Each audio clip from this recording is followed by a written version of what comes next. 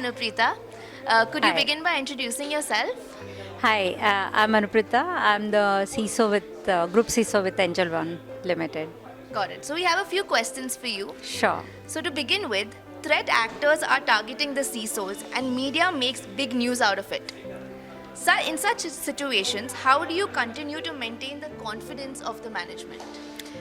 It's actually a very, very tricky situation because cybersecurity professionals, they really work to protect the organization. And this is the new trend, what we are seeing in the industry. The threat actor are not only targeting the organizations but targeting the individuals also. And this is the fight between the threat actor, which is the black hat guys, and the defenders, which is like professionals like us, white hat guys. We have so many regulations. We work in the so many regulations. We work in the dynamic environment, and we have accountability also. While the threat actor, they do not have any regulation. They do not have any law, and nobody is going to catch them.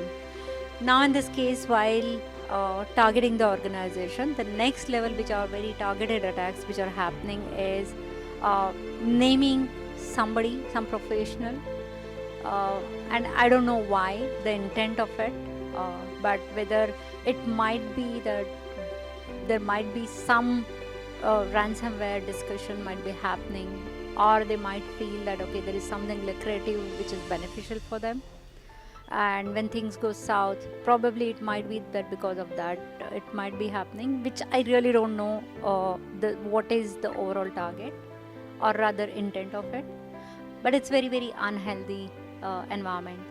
And what happens is that when you get the media, okay, regulator, management, everybody starts asking question, and whatever the 99.9% what you've done it, that 0.1% really wipes out everything, not only for the individual reputation but for the organization reputation also.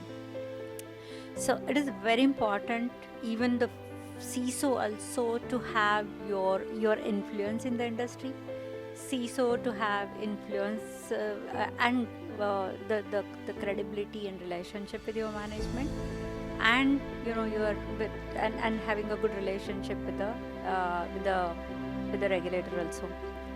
It's very easy to say, it's very difficult because nobody wants to be in the media, and media spicing up might be a very, very momentary, but if we say the fight between the dark web or the black hat and white hat guys, I think media need to be on the white hat guys. Media need to be on the people who are ethically working on it, because these kind of news really gives, that is like a winning factor for the dark web guys. Dark web, sort of, in other terms, those are like digital gangsters, right, who are attacking people, who are attacking the organization. So somewhere we are really motivating them, or we are encouraging them to continue with that. While I feel that nobody wants to be with the gangsters, everybody wants to be with this, but I think there's a pretty the TRP thing comes in picture, and then everybody wants to make some spice up news out of it, Yes. but not really healthy situation. So I think media and the professionals, the practitioners, we should join together, and we should really make and find out if something which media, let's say, get to know, that they should really contact the practitioners and help them to attack the threat actor, rather than making a news out of it.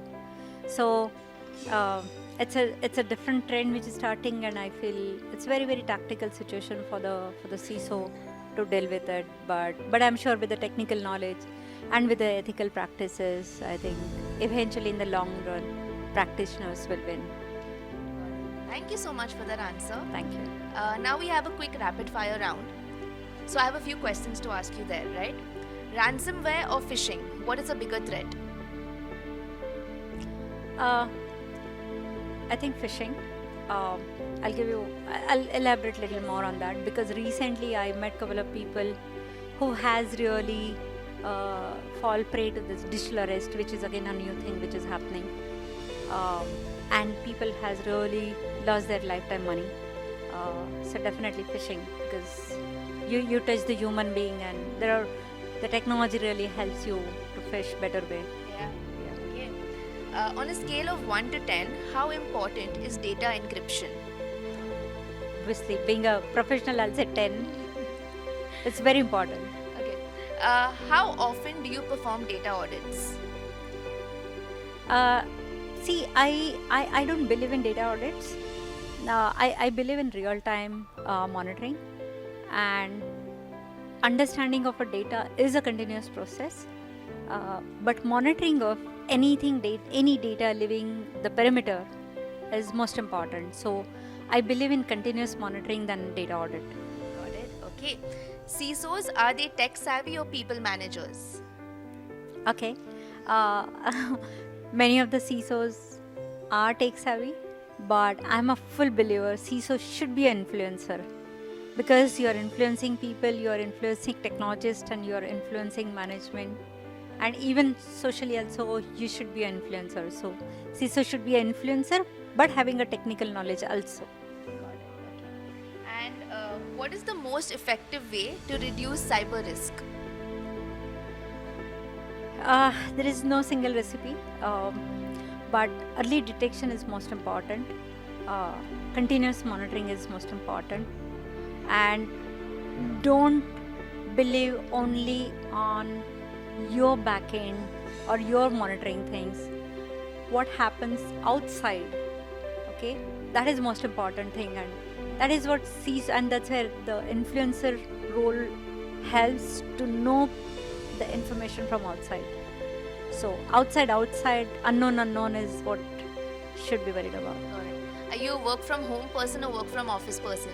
I'm work from office person, and my team has to pay for it. Okay. And are you a tea or a coffee person? I'm a tea person. Got it. Okay. Cool. Thank you so much. for Thank you this. so much.